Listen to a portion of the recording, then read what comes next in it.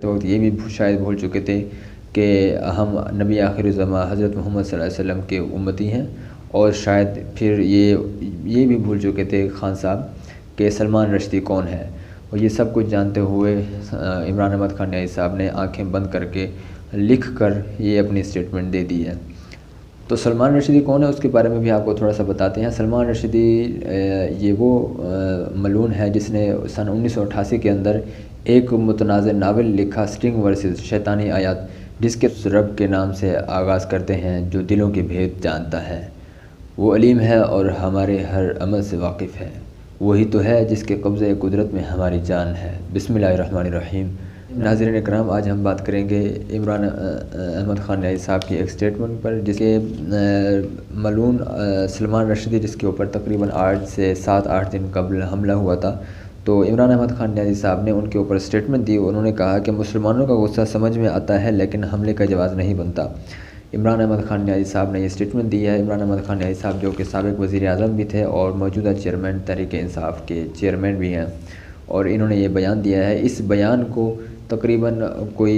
Foreign countries کے مختلف official pages ہیں، ان کے اوپر بھی انہوں نے اس اسٹیٹمنٹ کو لگایا، اور شاید عمران احمد خان نیازی صاحب یہ بھول چکے تھے کہ ہم اسلامی جمہوریہ پاکستان کے اندر رہتے ہیں،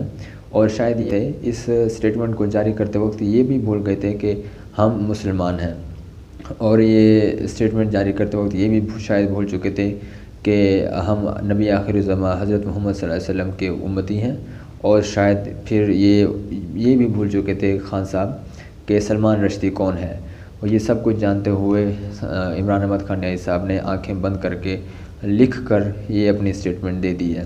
تو اس لیے انہوں نے غلط اسٹیٹمنٹ دی ہے، ہمیں ان کی اسٹیٹمنٹ سے اختلاف ہے۔ تو مدینہ کی ریاست کہنا اور اس کے اوپر عمل کرنا بہت فرق ہے۔ مدینہ کی ریاست تو وہ تھی جب حضرت عمر رضی اللہ تعالیٰ عنہ کو ایک دن ان کا مچھلی کھانے کو دل چاہا، تو انہوں نے اپنے غلام سے کہا کہ میرا آج مچھلی کھانے کو دل کر رہا ہے، تو ان کے غلام یرکا جو ان کا خاص غلام تھا، انہوں نے کہا کہ حضور میں آپ کے لیے مچھلی لے کر آتا ہوں، لیکن حضرت عمر نے کہا کہ نہیں، 8 کلومیٹر یہاں سے جانا اور 8 کلومیٹر آنا، 16 کلومیٹر فاصلہ طے کرنا صرف میری چھوٹی سی خواہش کے لیے۔ تو یرکا نے پھر بھی مختصر میں آپ کو بتاتا ہوں، پھر بھی یرکا چھپ کر مچھلی جب لے کر آیا تو غلام نے غسل بھی دیا گھوڑے کو۔ تو اس کے بعد جب مچھلی پیش کرنے کا ٹائم ہوا تو انہوں نے جب بتایا تو حضرت عمر فوراً اپنے گھوڑے کے پاس پہنچے، انہوں نے گھوڑا دیکھا، اور غسل تو اس کو دیا ہوا تھا لیکن کانوں کے اندر ہلکا سا گرد و غبار جو غلام جلدی سے وہ صاف کرنا بھول گیا، تو وہ انہوں نے جب دیکھا تو گھٹنے ٹیک کر نیچے بیٹھ گئے، اور انہوں نے کہا کہ میری چھوٹی سی خواہش کے اوپر تم نے گھوڑا اتنا دوڑایا، اگر قیامت کے دن یہ اللہ کے حضور سامنے ہو کر یہ بیان کرے کہ مجھے عمر نے اپنی چھوٹی سی خواہش پوری کرنے کے لیے مجھے اتنا فاصلہ طے کرنے پر مجبور کیا، تو میں کیا جواب دوں گا۔ وہ تھی مدینہ کی ریاست۔ تو یہ الفاظ جو مدینہ کی ریاست کے ہیں، تو ہمیں ان الفاظ سے ایسا لگ رہا ہے کہ یہ الفاظ ہمیشہ لوگوں کو اپنی طرف قائل کرنے کے لیے ادا کیے جاتے ہیں۔ تو خدا را ان الفاظوں سے گریز کریں کہ لوگوں کو قائل نہیں کریں، جو لوگوں کا مالک ہے، جو لوگوں کا خالق ہے، ہمیشہ ان سے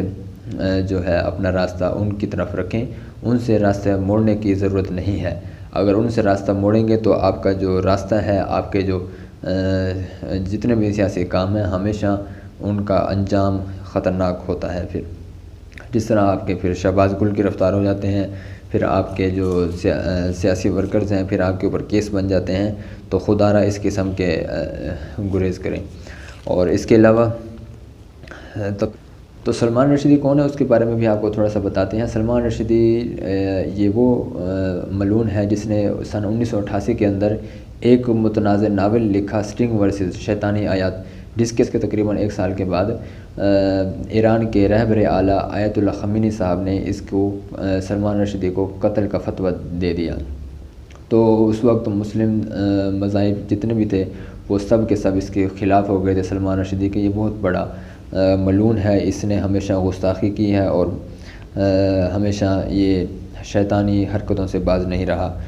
تو یہ تھا سلمان رشدی۔ لیکن جو عمران احمد خان نیازی صاحب ہیں، عمران خان صاحب کے اس بیان کو، عمران احمد خان نیازی صاحب نے جو یہ بیان دیا ہے، اس بیان کو مختلف آفیشیل پیجز ہیں فارن کنٹریز کے، جنہوں نے اپنے پیجز کے اوپر اس کو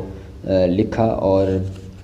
وہ کون کون سے پیجز ہیں وہ بھی آپ کو ہم تھوڑا سا پڑھ کے سناتے ہیں۔ اور اسکرین پر بھی آپ یہ دیکھ رہے ہوں گے کہ تقریباً یہ 7 پیجز ہیں۔ سب سے پہلے عرب نیوز پاکستان ہے، اس نے بھی عمران احمد خان نیازی صاحب کے اس سٹیٹمنٹ کو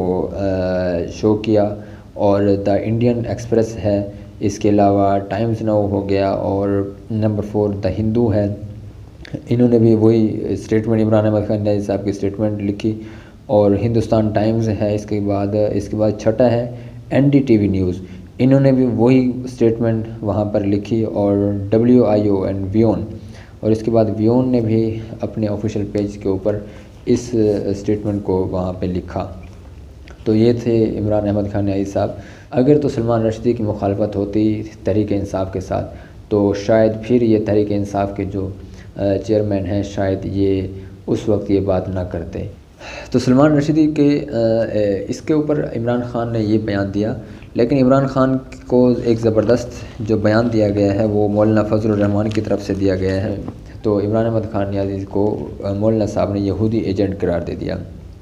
تو انہوں نے کہا کہ جس کا ہم نے پہلے بھی ذکر کیا تھا، یہ وہی ہے، یہودی ایجنٹ ہے، پاکستان کے لبادے میں بیرونی اور بالخصوص یہودی ایجنٹ ہے۔ تو یہ عمران احمد خان، یہ تحریک انصاف کے جو ورکرز ہیں، لیکن اگر وہ ویڈیو دیکھ رہے ہوں گے تو ان کو چاہیے کہ اپنے